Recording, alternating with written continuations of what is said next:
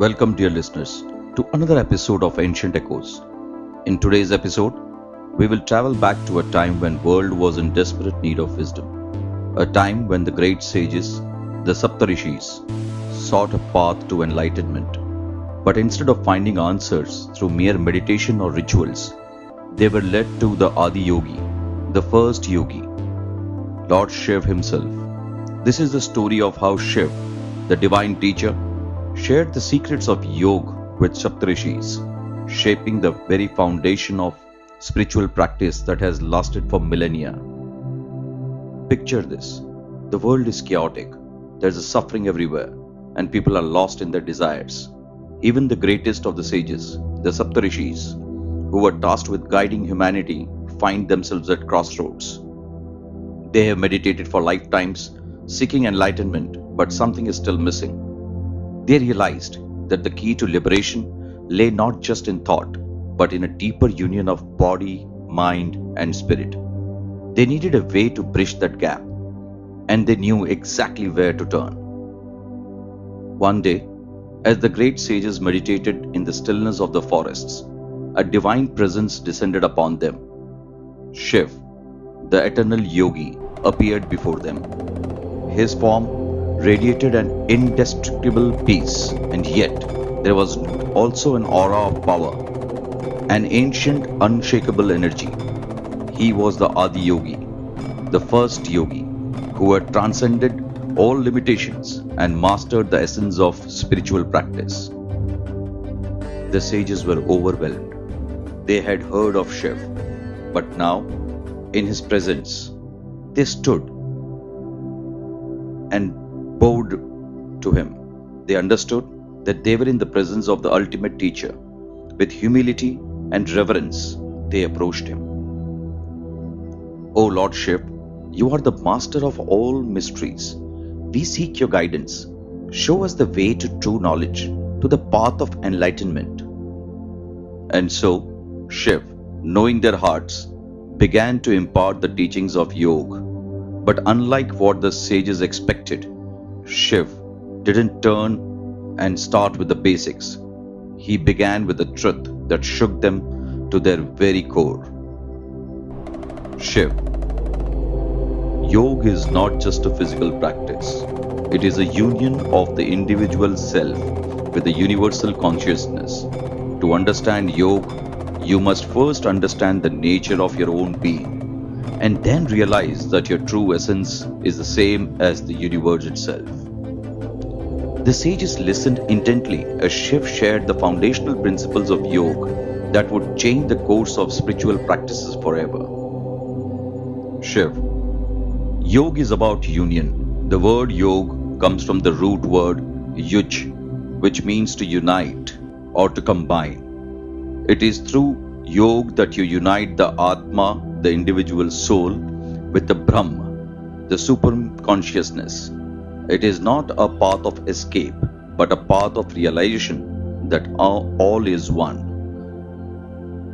The Saptarishis were amazed, but Shiv wasn't done yet. He continued to elaborate on the deeper aspects of yoga, teaching the sages not just with words, but with his very presence. Shiv, but before you connect your Atma to Paramatma, first you need to unite your body with your mind. Breath is the link between your body and mind. Through pranayama, the control of breath, you can control the flow of prana, the vital energy within you. When the breath is steady, the mind becomes still, and you can connect with the divine. And so, Shiv taught them how to breathe consciously, slowly, deeply, and deliberately. Focusing on each inhale and exhale, the Saptarishis could feel the power of breath as it began to calm their restless minds. Shiv, through meditation, you will experience the stillness of your mind. In that stillness, you will find your connection to the cosmos. And through this connection, you will realize that you are the universe. Aham Brahmasmi. You are infinite, timeless, and boundless. The sages began to practice what Shiva had taught them. They meditated in silence, focused on their breath, and slowly the chaos of their minds faded away. In its place emerged a deep sense of peace, a glimpse of the higher consciousness Shiv had spoken of. But Shiv's teaching went even further. He revealed the secret of chakras, the energy centers within the body, and showed how awakening them could lead to a spiritual liberation. Shiv. The human body has 7 chakras or energy centers. These chakras align with the flow of energy throughout your body. These are root chakra or Mooladhara. Its location is at the base of the spine. The color is red and the element is earth. And the significance of root chakra is that it is associated with our sense of grounding, stability, and survival. It represents our connection to the physical world and affects the feelings of safety, security, and the basic human need for survival. When balanced, it helps us feel secure, present, and stable. The second chakra is Swadhisthana chakra or sacral chakra. Its location is in lower abdomen below the navel. Its color is orange and its element is water. The significance of this chakra is that it governs our emotions, creativity, and sexuality. It is linked to the pleasure, joy, and ability to enjoy life. A balanced Swadhisthana chakra promotes healthy relationships, emotional well-being, and creativity. The third chakra or Manipura chakra, also called as solar plexus. Its location is upper abdomen above the navel. Its color is yellow, element is fire. The solar plexus chakra is the center of personal power, confidence, and self-discipline. It relates to our sense of identity, ego, and personal goals. When in harmony, it boosts confidence, self-assurance, and motivation. Anahata chakra or heart chakra is the fourth one. Its location is at the center of the chest. Its color is green, its element is air.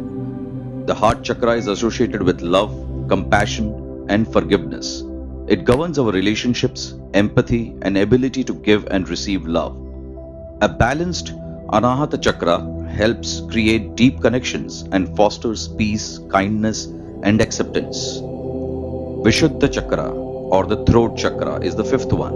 Its location is in throat area, its color is blue, its element is ether or space. This chakra represents communication, self-expression, and truth. It governs the ability to express oneself and listen to others. When balanced, it enables clear communication, honest expressions, and active listening. The sixth chakra is Ajna chakra or the third eye chakra. Its location is forehead between the eyebrows. Its color is indigo. Its element is light. The third eye chakra is the center of intuition, insight, and perception. It represents the ability to see beyond the material world and connect with the inner wisdom. A balanced third eye chakra enhances intuition, imagination, and a sense of clarity. Sahasrara chakra or the crown chakra is the seventh one. Its location is at the top of the head. Its color is violet or white. Its element is divine consciousness. The crown chakra represents our connection to the divine, spirituality, and higher consciousness. It is associated with enlightenment, transcendence, and unity. When balanced, it fosters a sense of inner peace, spiritual awareness, and connection to the universe. When the energy moves freely through each of these chakras, you will experience a balance and enlightenment. The ultimate goal is to awaken your Kundalini, the dormant serpent energy at the base of your spine, and allow it to rise to the crown of your head, bringing into union with the divine.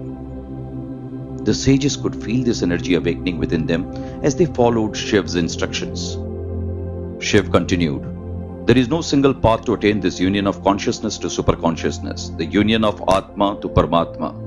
There are 8 different paths or 8 different types of yoga to achieve this goal. And they are Raj Yoga, path of meditation and mental discipline. Raj Yoga, often called the royal path, emphasizes meditation and control of the mind. It is based on Patanjali's Ashtanga Yoga, the eightfold path, which includes the practices of moral discipline, self-discipline, physical postures, breath control, sense withdrawal, concentration, meditation, and ultimately enlightenment. The goal of Raj Yoga is to achieve self-mastery, mental discipline, and spiritual liberation by focusing on the mind and achieving inner stillness. The core principle is control the mind to experience inner peace and self-realization. The second path is path of selfless action or Karma Yoga. Karma Yoga is a path of selfless action and service performed without attachment to results. Practitioners aim to act with compassion, humility, and a sense of duty, dedicating their work to the benefit of others. Its goal is to purify the heart, reduce ego, and attain spiritual growth through selfless service. The core principle is do your duty without expecting anything in return. Path of devotion or Bhakti Yoga is the third path. Bhakti Yoga is the path of devotion and love for divine. This path emphasizes connection with the divine through prayer, chanting, and rituals, fostering a deep sense of surrender, love, and unity with all beings. Its goal is to experience unity with the divine and foster compassion and selflessness through devotion. Its core principle is love and devotion lead to unity with the divine. Path of knowledge and wisdom, the Jnana Yoga, is the fourth path. Jnana Yoga is the path of wisdom and intellectual pursuit, involving self-inquiry and study of spiritual texts. Practitioners seek to understand the true nature of reality and distinguish between the true self, the Atma, and the illusion, the Maya. Its goal is to attain self-realization through knowledge, dispelling ignorance, and seeing the divine within oneself. The core principle it operates on is through knowledge and introspection, discover the truth of who you are. Path of inner purification or Kriya Yoga is the fifth path. Kriya Yoga focuses on specific physical, mental, and spiritual practices, including breath control and energy techniques, to purify body and mind. It aims to accelerate spiritual evolution and remove mental and emotional blockages. Its goal is to awaken spiritual energy and bring about transformation through focused discipline. Its core principle is awaken inner energy through discipline and focused practices. Path of ritual and energy work, Tantra Yoga, is the sixth path. Tantra Yoga is a spiritual path that works with energies of mind and body, exploring the interplay of consciousness and the physical world. It includes practices like mantra chanting, visualization, and meditation. Its goal is to harness and balance energy within oneself, leading to a deep connection with the cosmos. Core principle is harness life energies to connect with the divine. Path of physical and mental discipline, Hatha Yoga, is the seventh one. Hatha Yoga emphasizes physical postures, asanas, and breath control, pranayam, to prepare body and mind for higher meditation practices. It serves as a foundation for other yoga paths, especially Raj Yoga. Its goal is to create balance and harmony in body and mind, supporting spiritual growth. The core principle it is based on is discipline and balance the body and mind to support spiritual growth. Path of sound and chanting, Mantra Yoga, is the eighth path. Mantra Yoga uses power of sound through sacred chants or mantras to focus the mind and connect with the divine. Chanting creates vibrational energy that can elevate consciousness. Its goal is to calm the mind, elevate consciousness, and deepen spiritual connection through sound. Its core principle is sound and vibration can elevate consciousness and connect with the higher realms. Each of these paths provide a different approach to achieving self-realization, allowing practitioners to choose a style that resonates with their individual personality, life goals, and spiritual inclinations. You can also incorporate practices from multiple paths to enrich their yoga journey and create a balanced and holistic practice. The Saptarishis began to understand the yoga was not just about stretching or physical poses or about asanas, but about a deeper transformative practice, one that would connect them to the universe and to their own higher selves. Finally, Shiva performed his Tandav, the cosmic dance of creation, perseverance, and destruction. Through this divine dance, Shiva demonstrated the ultimate truth of yoga. It is the dance of existence itself, the balance between creation and destruction, between birth and death. Through yoga, one learns to move with the flow of life and and not against it. Shiv. Yoga is not about renouncing life. It's about learning to dance with it, to embrace it with all its forms. Through yoga, you transcend the dualities of life and death, creation and destruction, and realize that they are all part of the same divine dance. Yoga provides you with a profound insight into the ultimate reality that there is no duality, no separation between the various entities in this universe. It's all part of the same singularity. The Saptarishis were forever changed. With Shiv's divine wisdom, they became the first two true practitioners of yoga, masters who spread the teachings of Adi Yogi to this world, passing on this ancient knowledge to generations to come. Today, the teachings of yoga continue to guide millions on their spiritual journeys across the world. From its humble beginnings with Shiv and the Saptarishis, yoga has become a universal practice that transcends culture, language, and time.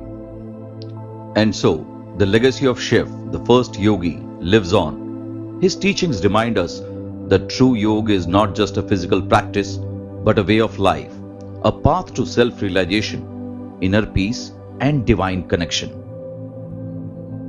Yoga Sutras are for first time documented by the great sage Patanjali, called as Ashtanga Yoga. These 8 dimensions of yoga, as mentioned by Patanjali, are ethical restraints or yama. The purpose is to cultivate moral discipline and ethical behavior. Yama consists of 5 ethical guidelines that govern interactions with others and help eliminate negative traits.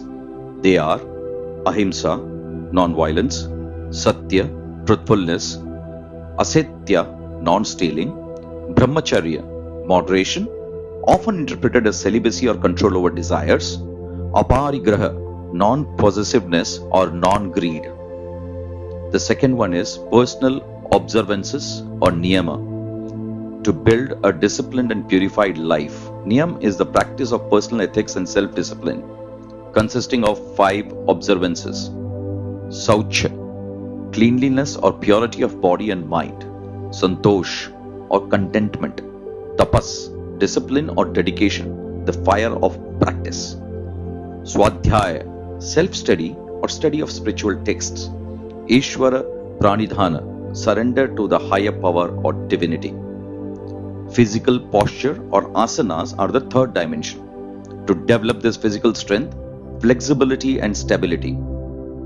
Asanas are physical postures in yoga described and designed to help maintain a healthy body and make it strong, flexible, and calm for deeper practices like meditation. Patanjali emphasized that asanas should be sthira shukham, or stable and comfortable, to support prolonged meditation. Breath control or pranayama is the fourth dimension. Its purpose is to control the life force of prana. Pranayama involves regulating and expanding the breath, which helps calm the mind and energize the body. It includes techniques like inhaling, exhaling, and breath retention, used to cleanse energy channels and enhance focus. Withdrawal of senses or pratyahara is the fifth dimension. Its purpose is to turn the mind inward. Pratyahara is the practice of withdrawing from sensory distractions, encouraging practitioners to focus internally. It serves as a bridge between external and internal practices, helping to cultivate inner awareness by disengaging from the sensory stimulation. Concentration or dharana is the sixth dimension. Its purpose is to develop focus. Dharana is the practice for focusing the mind on a single point or object, like a mantra, a candle flame, or a breath. It helps to quiet the mind and strengthen the concentration in preparation for meditation. Meditation or dhyana is the seventh dimension. Its purpose is to deepen the inner awareness and connect with the self. Dhyana is a practice of meditation where one achieves the state of flow and uninterrupted focus. This is an advanced state of awareness where the practitioner is fully immersed in the object of concentration, free from all distractions.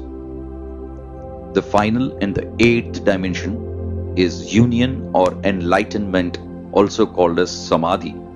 Its purpose is to attain union with the Supreme Consciousness.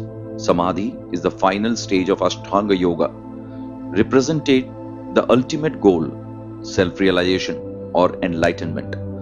In this state, the practitioner experiences a sense of oneness with the universe, free from the ego and mind's limitations. It's a state of pure bliss and spiritual awakening. Thank you for joining me in this episode of Ancient Echoes. I hope the story of Shiv's teachings to Saptarishis has inspired you to explore the depths of yoga and to seek your own union with the divine. Until next time, keep searching, keep growing, and as always, keep listening to the echoes of ancient wisdom that surrounds us. Do like, share, and subscribe.